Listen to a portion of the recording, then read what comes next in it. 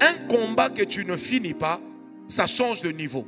C'est pourquoi lorsque nous nous lançons dans les batailles spirituelles, nous ne le faisons pas que pour nous, mais nous les faisons aussi pour nos enfants.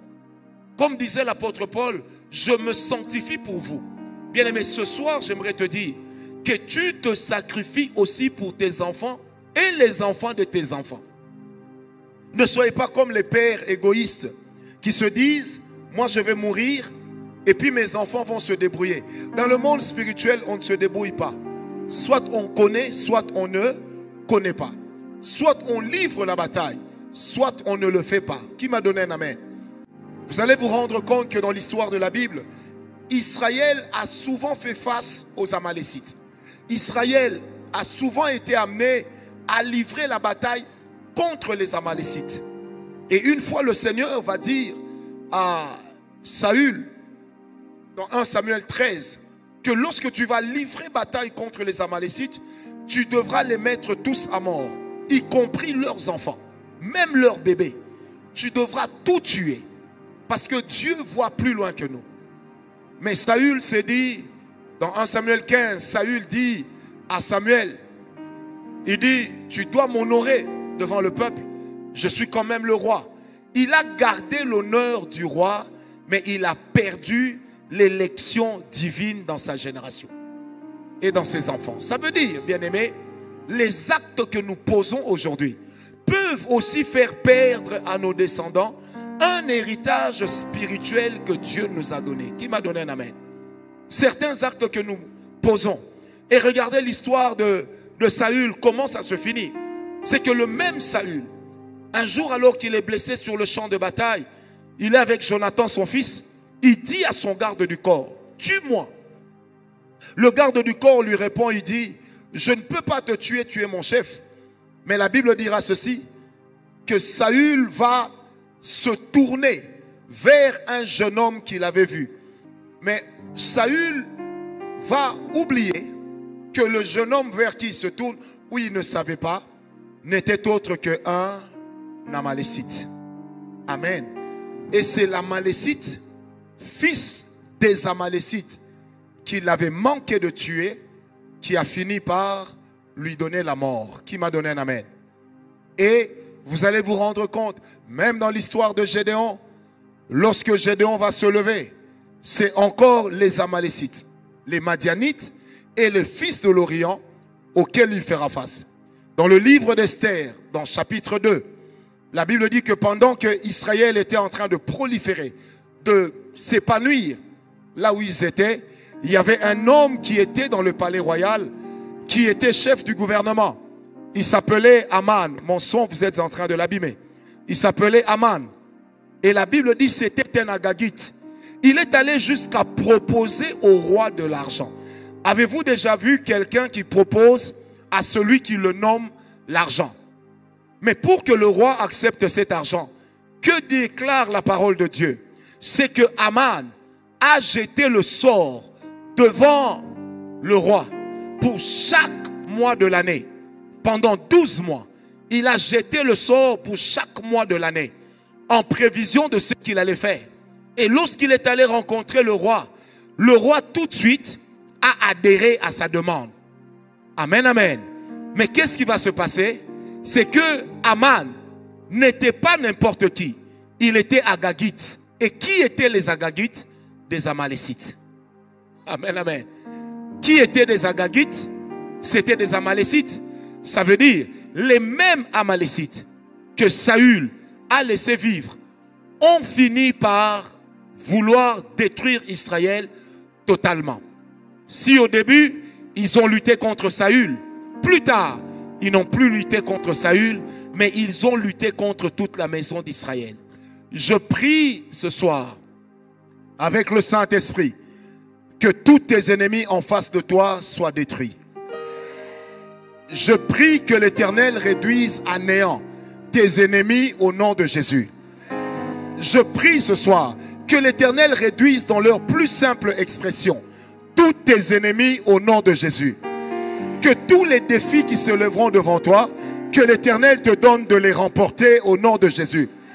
Qu'aucune main du diable ne puisse diriger ta destinée, ne puisse influencer ta destinée, ne puisse influencer la qualité de ta vie au nom de Jésus. Bien-aimés dans le Seigneur, ne l'oublions jamais. Tout combat que tu ne termines pas, tes enfants seront obligés de les terminer. Bien-aimés, une leçon de leadership. Quand on vous donne le leadership quelque part, il faut commencer par faire tomber toutes les personnes qui sont capables de vous faire tomber. Si vous n'êtes pas capable de faire d'elles des alliés, elles doivent tomber. Qui m'a donné un amen? C'est pourquoi vous allez remarquer que même dans les grandes démocraties, lorsque le pouvoir change, on change le chef des services de renseignement. On change le chef d'état-major. Mais avant de les changer, on prend toujours le temps de s'assurer qu'on aura récupéré tous les dossiers. On prend toujours le temps de connaître à quel niveau ils en sont. De sorte que lorsqu'ils seront mis à la porte, qu'ils n'emmènent pas avec eux les secrets d'État.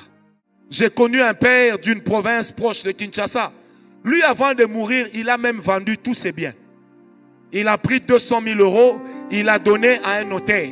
Il lui dit, dès que vous apprenez que je suis mort, vous allez prendre mon argent, vous allez le donner à mon frère, et il devra justifier jusqu'au moindre dollar. C'est pour mes obsèques. Et le pire des pires, je connais un monsieur, leur père meurt, ils gardent la maison. 15 ans après la mort de leur père, on vient les chasser. Pourquoi? Leur père avait vendu la maison 25 ans avant. En disant à ce monsieur-là que tu vas récupérer ta maison telle année à telle date. Imaginez-vous, les enfants sont heureux. Ils ont pris leur quartier. Et tout à coup, ils se rendent compte que le papa, étant parti, leur avait laissé un cheval de Troie, un talon d'Achille. Bien-aimés, malheureusement, c'est l'attitude de nos parents qui n'ont pas toujours connu la valeur des batailles spirituelles qu'ils ont eu à livrer. Et quand ils meurent, ils nous laissent leur bataille. Vous avez des pères spirituels, eux aussi quand ils meurent, ils laissent leur bataille à leurs fils. Or, la valeur d'un père, ce n'est pas seulement de constituer l'héritage pour ses fils, mais aussi, comme disent les Écritures, pour les fils de ses fils. Un homme qui a réussi ne réussit pas que pour lui. Il ne réussit pas que pour la génération qui vient, mais il réussit pour les générations qui viennent après la génération que lui a vue. Ça veut dire qu'en réalité, si nous entrons dans cela, vous allez constater que dans ces pays, personne n'a déjà réussi. Oh, mais donnez-moi un amen. Vous allez constater que dans ce pays, des familles des anciens chefs d'État, aux familles des anciens premiers ministres, aux familles de ceci ou de cela, personne n'a réussi. Parce que quand vous regardez ceux qui sont passés, c'est rare de voir un homme qui est mort et ses petits-enfants aujourd'hui soient en train de régner en se basant sur l'héritage du grand-père. Et moi, je déclare ce soir que les combats que toi tu vas livrer vont sécuriser tes enfants. Ton amen ne me convainc pas. Ça va sécuriser même tes petits-enfants. Ça va sécuriser tes arrière-petits-enfants. Bien-aimés, si la bénédiction d'Abraham continue aujourd'hui à nous sécuriser en Christ par rapport à la qualité de la bénédiction, ça veut dire que nous aussi, nous pouvons sécuriser les enfants qui naîtront après. Nous allons sécuriser même les petits-enfants qui ne nous auront connus que de nom. Quand on leur dira, votre ancêtre, il s'appelait tel, il a fait telle chose. Bien aimé, cela est possible. Mais le tout, rassure-toi d'une chose. Quelle est l'écriture de l'héritage que tu es en train de marquer? Qu'est-ce que tu es en train de mettre comme gravure sur le rocher? Tu dois terminer tes combats, frère. Je répète, tu dois terminer tes combats. Je le dis encore, tu dois terminer tes combats. S'il faut que je jeûne, s'il faut que je perde tout, pour que ceux qui naîtront après moi soient riches, pour que mes enfants, leurs enfants, soient grands, eh bien, c'est ça le meilleur sacrifice. Ce n'est pas d'aller chercher l'onkodia, toi tu es riche, quand tu meurs, les enfants deviennent pauvres. Ça c'est de l'égoïsme. Toi tu dois réussir. Tes enfants doivent réussir. Les enfants de tes enfants doivent réussir. Il faut que tu atteignes un niveau où tu es mort, mais la famille continue à ressusciter ton nom. Comment on l'appelle? Lui, oh, il s'appelle tel. Mais c'était votre grand-père. Oui, mais chez nous, dans la famille, dans chaque génération, on doit perpétuer sa mémoire. Bien aimé, regardez même comment aujourd'hui, musulmans et juifs perpétuent le nom d'Abraham, perpétuent le nom de Sarah, perpétuent le nom de Jacob, ce qu'ils appellent Yacoub. Regardez comment ils perpétuent ce nom. Ils perpétuent le nom de Isaac. Ils perpétuent. Mais bien aimé, nous avons même peur des noms de nos grands-parents. Si on te donne son nom, tu commences à dire sans été, au nom de Jésus. Il n'apparaîtra pas dans ma descendance. Je refuse qu'il vienne. Bien aimé, nous avons l'opportunité ce soir de créer une génération de personnes bénies. Nous avons l'opportunité de ce soir de payer pour les générations qui viendront. Ainsi donc, frère, je ne paye pas que pour moi. Je paye aussi pour les autres. Je ne me sanctifie pas que pour moi. Je me sanctifie même pour mes enfants qui ne sont pas là. Je ne me consacre pas que pour moi. Je me consacre aussi pour les enfants de mes enfants. Ma prière, c'est que même quand mes filles seront mariées, que leurs enfants, que leurs maris acceptent de donner à leurs enfants, même à un, mon nom. Il ne faut pas que ton nom devienne sujet de malédiction, de peur et de crainte. On a peur de donner ton nom à l'enfant qui va naître parce qu'on ne veut pas te revoir dans la famille. On ne veut pas avoir quelqu'un comme toi, volage. On ne veut pas avoir un voleur, un aventurier, un escroc, un impudique, un adultère. On ne veut pas. Non, frère, nous, on voudra. Et je prie ce soir avec le Saint-Esprit que l'Éternel nous soit favorable. J'ai dit, je prie que l'Éternel nous soit favorable. J'aimerais solennellement demander à tous ceux qui sont parents, déjà parents, de se tenir debout. Tous ceux qui sont déjà parents, qui ont des enfants, tenez-vous debout. L'Esprit de Dieu m'a mis à cœur de vous dire une réalité. Il faut me regarder maintenant, vous qui êtes parents. Quand on est parent, les actes qu'on pose, nos enfants, même quand ils sont absents, ils les posent avec nous. Quand on est parent, si tu trahis ta femme, sache-le, tes enfants aussi trahissent leur femme. Parce que les actes des parents, ce sont des provisions que nous donnons à nos enfants pour leur destinée. Deuxième réalité que je partage avec vous. Si tu trompes ton mari, ta femme, là où personne n'est avec toi, sache qu'il existe des démons qu'on appelle des esprits errants qui prendront cette information-là. Ils vont l'utiliser pour deux choses. Premièrement, ils vont l'utiliser devant les tribunaux sataniques pour des réclamations contre toi. Deuxièmement, ils vont aussi l'utiliser devant le tribunal de Dieu pour dire que cet homme ne mérite pas une vie stable parce que dans leur sang, il y a telle information.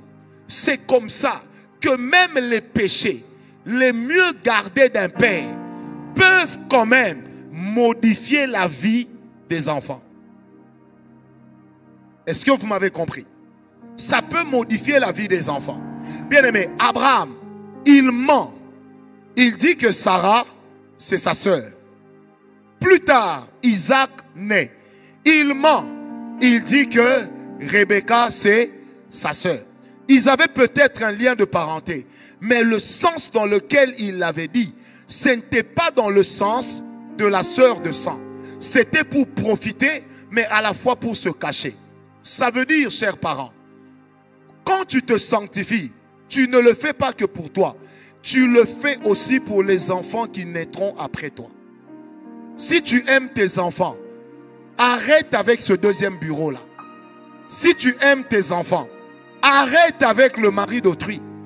Arrête de coucher avec l'homme qui ne t'a pas épousé. C'est une malédiction que tu introduis dans la vie de tes enfants et de tes petits-enfants. Parce que nous ne sommes pas que responsables pour nous. Nous sommes aussi responsables de la vie de nos petits-enfants. Oh, mais donne-moi un amen. C'est comme ça que, bien-aimé, l'autre revers de la médaille qui est extraordinaire, c'est comme ça que quand je fais mes offrandes, je les fais aussi pour mes petits-enfants. La Bible dit, en Abraham, tous les croyants ont payé la dîme. Pourtant, nous n'étions pas là. Quand tu te sanctifies, la force de la sanctification, la force de la consécration est toujours plus grande que celle du péché. C'est-à-dire les actes de noblesse que tu poses, tes enfants et tes petits-enfants les poseront aussi. Ou ils sont en train de les poser en toi. Quand tu trahis quelqu'un, sache que tes enfants, on les trahira.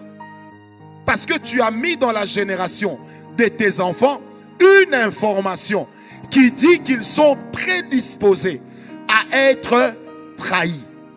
Restez debout un moment, vous devez réaliser ce que je vous dis. Qui m'a donné un amen? C'est là que les batailles que tu ne remportes pas. Guigui, tu peux devenir un grand serviteur de Dieu. Mais je vous l'ai dit ici, la présence de Dieu, l'onction de Dieu, n'ont pas pour vocation de régler les problèmes que vous êtes censés régler. Parce que l'onction de Dieu et la présence de Dieu ne sont pas des voies de facilitation. Ce ne sont que des voies de possibilité. Moïse a été dans la présence de Dieu. Moïse a vu Dieu. Mais Moïse a laissé à ses descendants tout, sauf le sacerdoce. Et le sacerdoce que Moïse va donner à Aaron descendra aux enfants d'Aaron, mais pas aux enfants de Moïse. Alors que lui aussi est lévite. Mais la grâce de servir Dieu ne descend pas dans ses enfants. Pourquoi? Parce que dans le sang des enfants de Moïse, il y avait aussi l'alliance de Jéthro et de ses dieux. Est-ce que quelqu'un m'a compris? Donc les actes que tu poses aujourd'hui, tu ne les poses pas, messieurs, mesdames, vous ne les posez pas que pour vous. Quand tu voles l'argent, là où tu travailles, tes enfants aussi volent avec toi. Ah, donne-moi la... Bien-aimé, quand Adam était en train de pécher, my pastor, est-ce que toi et moi on était là? Mais pourquoi est-ce que, même quand nous sommes convertis, notre sang n'est pas converti? Parce que notre sang reste celui d'Adam. Ah, donne-moi la main. C'est notre esprit qui est régénéré. Notre sang reste celui d'Adam. Notre âme garde les informations de l'arbre de la connaissance du bien et du mal. C'est comme ça qu'il y en a qui, malgré leur onction, touchent au fétiche, vont dans la magie, vont dans l'occultisme, parce qu'ils ont une information qui est mauvaise. Alors que la Bible dit, Dieu a gardé dans l'homme la pensée de l'éternité. Ça veut dire l'esprit de l'éternité se trouve en nous. Mais la corruption, nous l'avons tirée en Adam, alors que nous n'étions même pas là. Quelqu'un m'a dit, mais Dieu est injuste, c'est Adam qui a péché, c'est nous tous qui payons. C'est parce qu'en Adam, nous avons tous péché. Mais en Christ, nous avons tous été aussi sanctifiés. Mais sauf que ce n'est pas automatique. Il faut y souscrire. Il faut l'accepter. Il faut entrer dedans. Bien aimé, je ne sais pas pourquoi je vous le dis. Et je sens dans mon cœur cette colère. Sors de la vie de duplicité. Sors de la vie d'hypocrisie. Sors de la vie du mensonge. Tu es hypocrite à l'égard des gens de l'extérieur. Mais tes enfants seront hypocrites entre eux. Parce que si ton comportement prend quelque chose de l'extérieur et l'amène chez toi, ça devient un patrimoine spirituel. Et ce patrimoine spirituel, tu l'as. Est-ce que quelqu'un peut prier maintenant? Lève ta main droite, toi qui es debout. Vous qui êtes assis, restez assis. Toi qui es debout, lève ta main droite. Tu vas parler au Seigneur. Si tu reconnais que quelque part tu es en train de fauter, que quelque part tu n'as pas la marche qu'il faut, j'aimerais te donner l'occasion de dire à Dieu, Éternel, écoute ma prière. Je te demande pardon. Je ne veux pas que mes enfants payent. Je ne veux pas que demain, mes enfants puissent tomber sur des maris volages. Parce que moi, j'ai pris le mari de quelqu'un. Parce que moi, j'ai été la copine du mari de quelqu'un. Parce que moi, j'ai été le copain de la femme de quelqu'un. Je ne veux pas que mes filles puissent tomber sur des volages parce qu'elles ne doivent pas payer pour moi. Prions au nom de Jésus. Vous qui êtes assis, priez d'abord pour ceux qui sont debout. Prions ensemble, prions ensemble. Père, je te prie avec le Saint-Esprit ce soir. Dans le nom de Jésus, je prie que tu ôtes de notre sang l'information qui est destructrice. Je prie, Seigneur Dieu, qu'au travers de nous, au travers des actes que nous avons posés, qui sont aujourd'hui en train de réclamer nos enfants, de réclamer nos petits-enfants. Père, je te demande pardon. Pardon au nom de mon frère. Pardon au nom de ma soeur. Pardon au nom de ma femme. Pardon au nom de mes enfants. Seigneur, en mon nom aussi, je te demande pardon. Je prie donc ce soir, ô Dieu, toi qui es mort à la croix, si en Adam, nous avons tous péché, en Jésus-Christ, tu nous as lavés. Tu nous as donné le pouvoir de devenir enfants de Dieu. Je prie donc ce matin, ce soir, que ce pouvoir d'être enfant de Dieu puisse continuer à marcher avec nous. Que ce pouvoir d'être enfant de Dieu puisse continuer à crier au travers de nous. Seigneur notre Dieu, nous serons malheureux un jour vieillis, que nous puissions voir nos enfants s'entretuer, que nous puissions voir nos enfants subir le résultat de nos actes d'aujourd'hui et d'hier. Je prie donc avec le Saint-Esprit que tu nous fasses grâce. Au nom de Jésus, tous les saints acclament le Seigneur.